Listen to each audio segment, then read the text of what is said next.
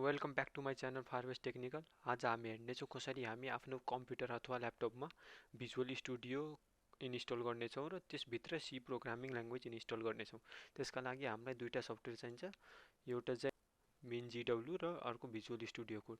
त्यसका लागि हामीले सर्च गरौँ भिजुअल स्टुडियो यता आइसकेको छ, यसमा क्लिक गर्छु। स्टुडियो कोड पनि हो, यता आइसकेको छ। यहाँदेखि डाउनलोड गर्नेछु भिजुअल स्टुडियो। यहाँ चाहिँ हामी अहिले विन्डोज युज गरिरहेका छौँ, त्यसैले विन्डोजको लागि डाउनलोड गर्नेछौँ।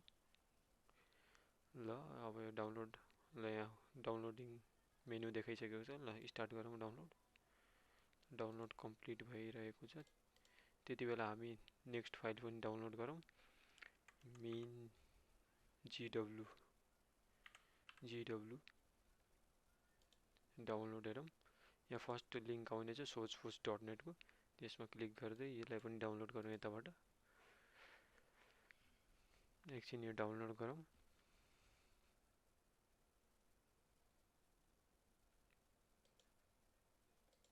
यो दुईटै भइसकेको छ। पहिला हामी चाहिँ यसलाई मिनिमाइज गरिदिउँ। पहिला चाहिँ हामीले MinGW लाई इन्स्टल गर्नेछौँ। इन्स्टलेसन यसमा चाहिँ कुनै छेडाखाडी नगरौँ।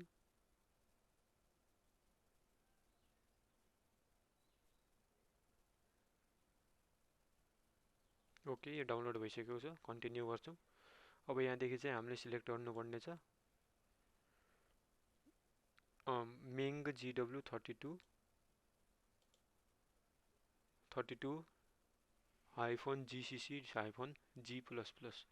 यसमा मार्क गरौँ, मार्क फर इन्स्टलेसन एउटा यो कम्पाइलर हो हाम्रो।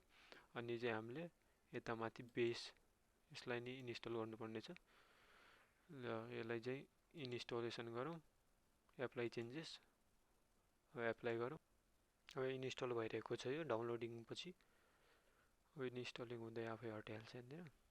त्यति बेलासम्म हामी यता एकैछिन यो इन्स्टल हुन दिउँ पहिला।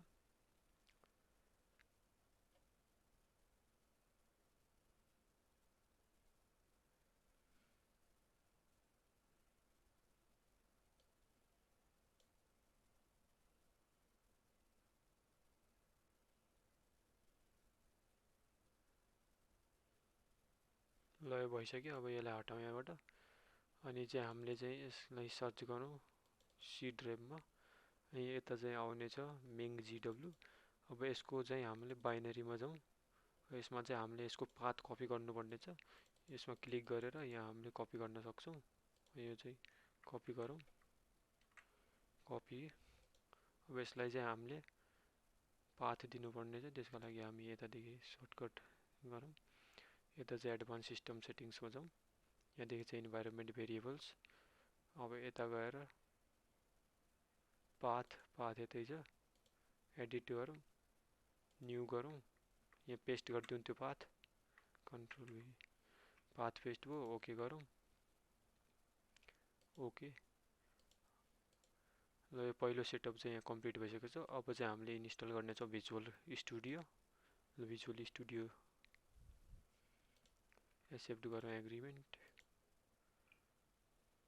नेक्स्ट, क्रिएट डेस्कटप आइकन गरौँ। अरू कुनै छेडाखानी नगर्दै इन्स्टल गर्ने।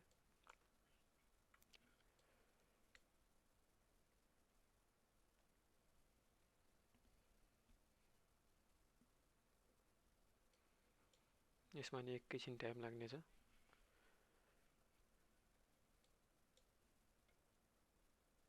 ल अब लन्च गरेर हेरौँ।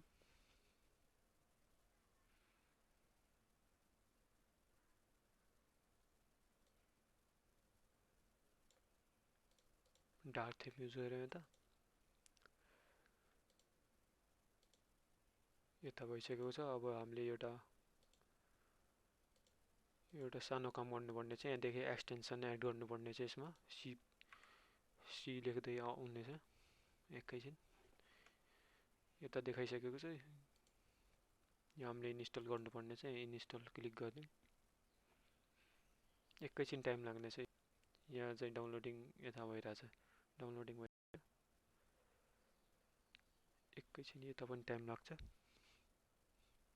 प्लस यहाँ कोड रनर पनि इन्स्टल गर्नुपर्छ। यसले कोडहरुलाई चाहिँ रन गर्ने काम गर्छ।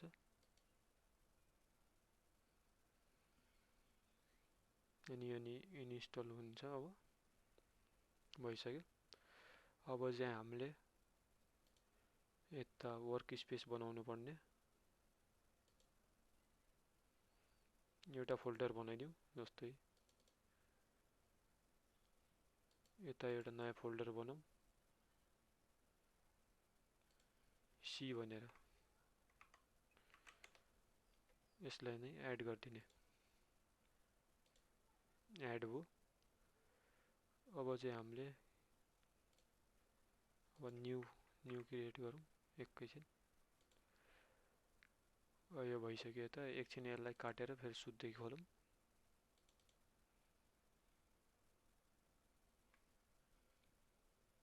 अब चाहिँ यहाँ हामीले यहीँदेखि सिधै बनाउन पायो। अब यसमा चाहिँ नाम दिनुहोस् कुनै। जस्तै म हेलो डट सी प्रोग्रामको एक्सटेन्सन चाहिँ सी हुन्छ, त्यसैले सी लेखौँ। ल यो बनिसक्यो हाम्रो। अब यहाँ चाहिँ इन्स्टल गरौँ। एक्सटेन्सन इन्स्टल गरौँ।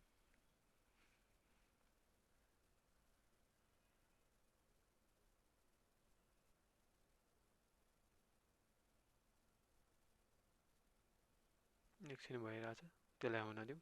हामी यहाँ प्रोग्राम लेखौँ। जस्तै यसमा लेख्ने प्रिन्टएफ यो दिने, अनि चाहिँ डबल इन्भर्टेड कमा हेलो वर्ल्ड, अनि यहाँ चाहिँ सेमिकोलनले बन्द गर्ने। यसलाई रन गर्नुभन्दा पहिला यसलाई सेभ गरौँ कन्ट्रोल एस दबाएर। अब चाहिँ यसलाई रन गरौँ। रन भइसकेको छ प्रोग्राम। यहाँ हेलो वर्ल्ड लेखेको आइसकेको छ। Thank you everyone for watching the video. Hit the subscribe button and click on the